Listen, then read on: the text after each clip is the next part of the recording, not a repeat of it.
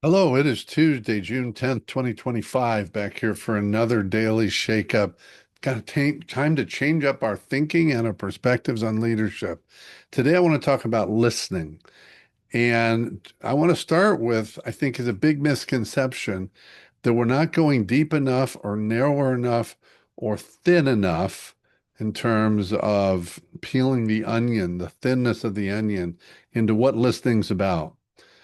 Last night I was at a program and I heard someone say, the key is listening. The key is listening. And my immediate response is, that's not the key. It's the type of listening. And yes, there's active listening and other kinds of last listening. But in terms of leadership, typically the most biggest determination and discernment we need to make is, am I listening to respond or am I listening to understand? And if I'm doing both, which is the top priority? Too often we're listening to respond. And then we quickly respond, which means we're not really fully listening because we're formulating our response while someone else communicating, and we miss things. We miss the nuances. And in communication, nuance is everything. And it's not just the words, it's how it's said, what else is going with that. So I want you to think about in what ways could you improve as a listener in your leadership? And that could be personal, professional, it could be organizational and structural and role specific. It could just be in your relationships in your life, because that's a form of leadership as well.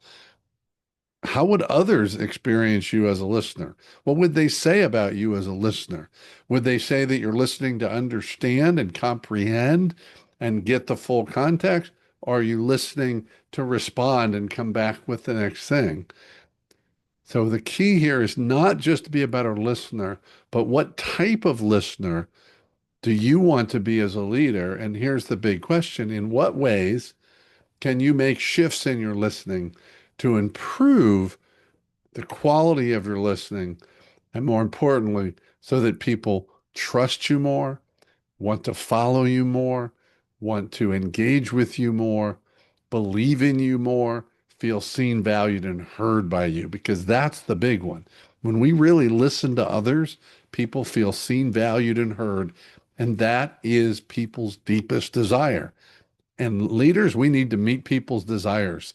We need to meet them where they are because that's what leadership is about.